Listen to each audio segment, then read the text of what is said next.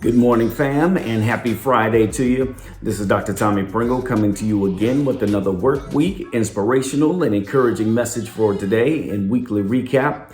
On Monday, we carried forward in the book of Job and discussed how he reached a breaking point and cursed the day that he was born.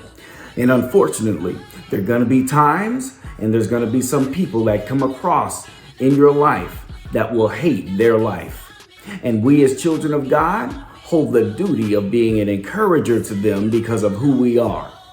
On Tuesday, we talked about feedback given by Eliphaz to Job and how he came across as if God was correcting or reprimanding Job for something that he had done, when in fact God was not reprimanding Job or disciplining Job for something that he had done, but rather using Job as an example to follow of how we as children of God should be in our relationship, integrity, devotion towards God, to the point where we are used as models for testing. And on Wednesday, we talked about how Bildad was going through his spill of justifying why Job should repent.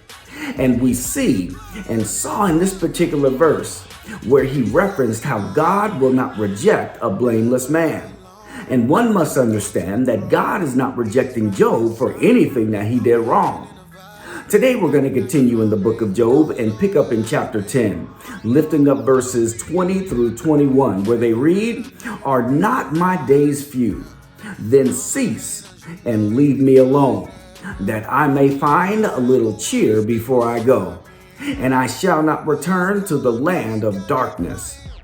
In chapters 9 through 10, Job comes and continues to contend to God, but he also recognized God for who he is and his power that he possesses.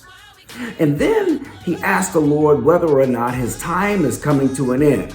And if it is, then just pull back for a little while some of the pain and some of the suffering that he's feeling and going through, so he may experience just a little joy and cheer before his time is up down here on earth.